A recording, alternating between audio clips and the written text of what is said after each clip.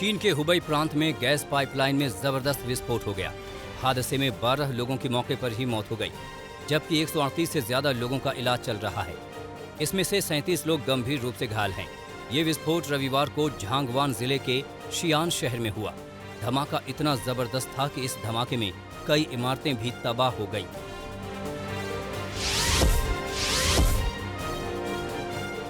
Colombia में कोयला खदान में हुए विस्फोट में 9 लोगों की मौत हो गई, जबकि 3 लोगों को बचा लिया गया। सोचा कि कोयला खदान में शनिवार को 12 खनिक काम कर रहे थे, उसी दौरान विस्फोट हो गया। बचाव दल ने खदान में फंसे लोगों को निकालने में कामयाबी हासिल की।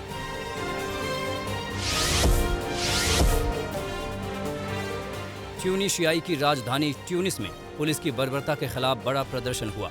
पुलिस के खिलाफ हजारों की संख्या में सड़कों पर प्रदर्शनकारी उतरे। इस दौरान सुरक्षा बलों और प्रदर्शनकारियों के बीच हिंसक झड़पें हुई। प्रदर्शनकारियों ने पुलिस पर कुर्सियां और पानी की बोतलें फेंकी, तो वहीं सुरक्षा बलों ने कई लोगों को हिरासत में भी ले लिया।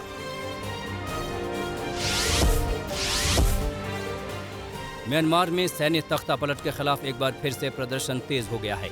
रविवार को यंगून में लोकतंत्र के समर्थन में लोगों ने प्रदर्शन किया। सुरक्षा बलों ने प्रदर्शनकारियों को हटाने के लिए बल का प्रयोग किया।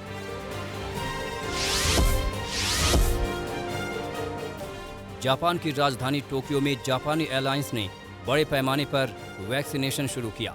अंतर्राष्ट्रीय उड़ानों में काम करने वाले पायलटों और कर्मचारियों को कोरोना का टीका लगाया गया।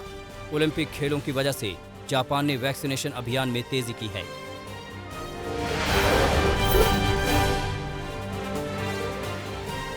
इजरायल में नई सरकार के लिए वोटिंग जारी है।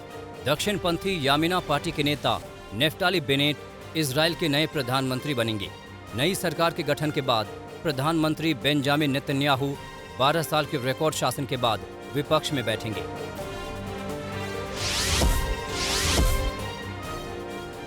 ब्रिटेन में आयोजित हुए G7 शिखर सम्मेलन के नेताओं ने जलवायु परिवर्तन को रोकने के लिए अपने हिस्से की बड़ी राशि देने पर सहमति जताई। साथ ही कोरोना वायरस के खिलाफ दुनिया भर में टीकाकरण को लेकर भी प्लान बनाया। माना जा रहा है कि महामारी के कारण मचे उथल पुथल के बाद अंतर्राष्ट्रीय स्तर पर एक बार फिर सहयोग बढ़ने लगी है।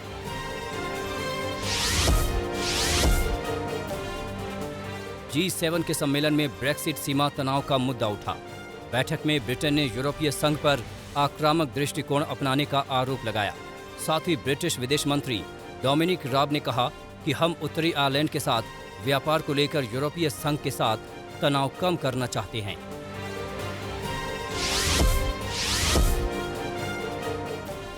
ब्रिटिश प्रधानमंत्री बोरिस जॉनसन ने दक्षिण अफ्रीकी राष्ट्रपति सिरिल रामाफोसा से मुलाकात की। G7 का सदस्य नहीं होने के बावजूद दोनों नेताओं के बीच बैठक हुई। राष्ट्रपति सिरिल ने कोरोना वैक्सीन समेत कई मुद्दों पर ब्रिटेन से मदद मांगी। दक्षिण अफ्रीका को G7 सम्मेलन में बतौर मेहमान आमंत्रित किया गया था।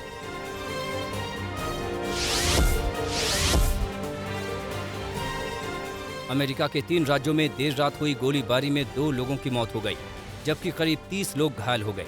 ये तीनों घटनाएं टेक्सास की राजधानी ऑस्टिन, शिकागो और जॉर्जिया में हुई। ये घटना किस वजह से हुई, पुलिस मामले की जांच कर रही है। ऑस्टिन में हुई गोलीबारी में पुलिस ने एक संदिग्ध को गिरफ्तार भी कर लिया है।